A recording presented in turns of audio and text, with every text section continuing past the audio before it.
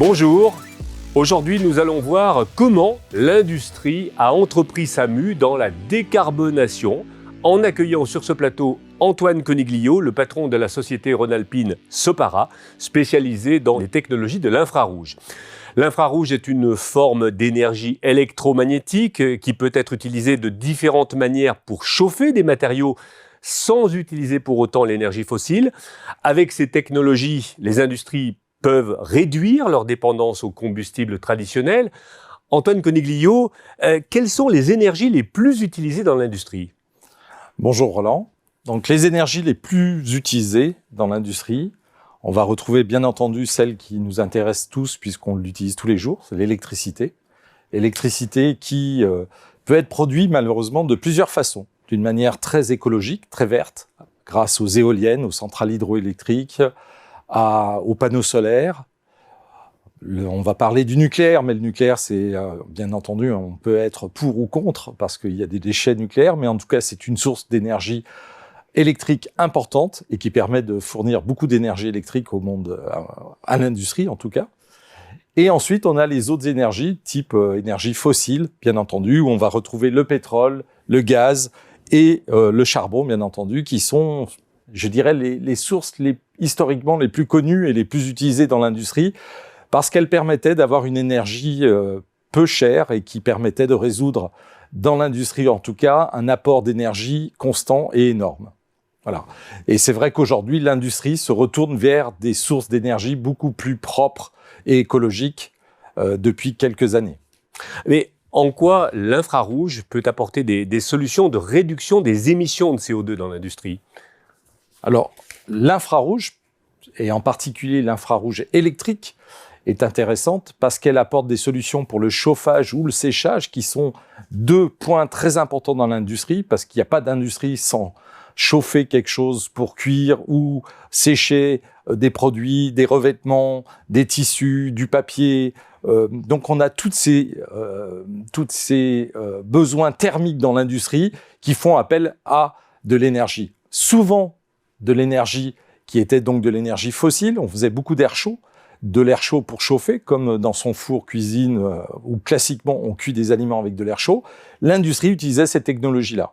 L'intérêt de l'infrarouge, c'est justement d'apporter par un chauffage direct sur le produit une énergie beaucoup plus contrôlée directement sur le produit et donc de réduire toute l'énergie qui ne sert à rien à part celle qui sert à chauffer ou sécher un produit. Mais alors, Antoine Coniglio, quand on écoute vos explications, on se demande pourquoi l'infrarouge n'a pas été plus utilisé avant dans l'industrie. Alors justement, moi ça fait 40 ans que je suis dans cette technologie-là et il est certain que la nouveauté, elle vient essentiellement des besoins de décarbonation et d'économie d'énergie, puisqu'on a vu que la crise en Ukraine a créé finalement une montée des coûts énergétiques du gaz, du pétrole et de toutes les énergies fossiles. Et les industriels qui jusqu'à présent ne considéraient pas la technologie infrarouge parce que ce n'était pas très intéressant pour eux, le prix de l'énergie était tellement négligeable qu'en fait ils ne se posaient pas la question du coût énergétique, d'un seul coup se sont dit « Ah mince, on a besoin de réduire nos coûts énergétiques ». Et d'un seul coup, l'infrarouge peut apporter des solutions à ce niveau-là parce qu'elle apporte une réponse dans la maîtrise de cette énergie et le contrôle de l'énergie nécessaire. Un autre point qui était essentiel aussi, c'est que technologiquement, jusqu'à aujourd'hui, on a beaucoup enseigné dans les universités une technologie thermique basée sur l'air chaud, qui était historiquement la technologie la plus connue, et l'infrarouge fait appel à des technologies beaucoup plus pointues et donc à des experts. Mais alors justement, pour être peut-être un peu plus technique, quels sont les gains potentiels de l'infrarouge par rapport à l'air chaud ?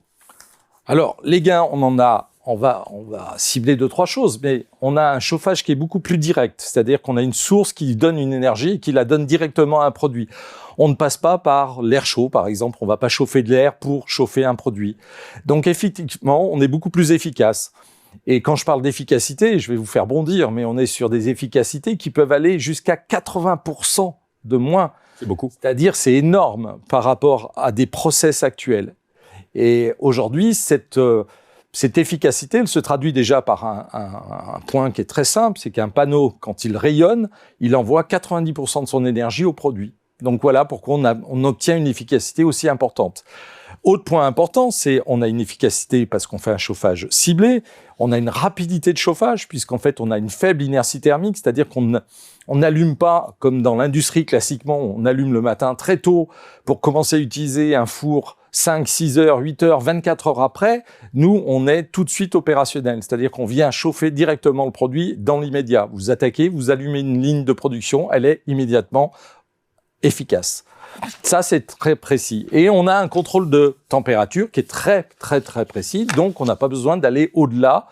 Classiquement, je vais prendre un cas très précis. Vous chauffez une pizza dans un four, vous montez un four à 240 degrés, même si vous avez besoin de 220 degrés sur votre pizza.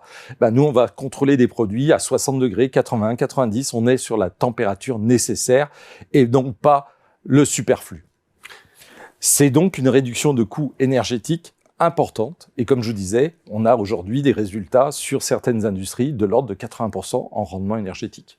Partons du principe que le grand public connaît mal l'industrie. Quelles sont les industries les plus concernées par vos solutions infrarouges et peut-être celles qui ont déjà commencé leur révolution énergétique? Alors, celles qui ont déjà commencé et en tout cas qui s'y sont penchées très rapidement, surtout des industries, parce qu'on peut distinguer deux types d'industries, les grosses énergivores, c'est-à-dire plus 23 gigawatts et moins de 3 gigawatts, donc c'est des unités de puissance électrique. Il est certain que beaucoup d'entreprises, on l'a vu récemment, les verreries, les aciéries, qui étaient dans des besoins énergétiques énormes, ont dû certaines fois arrêter leur production parce que le coût énergétique leur coûtait plus cher que leur chiffre d'affaires.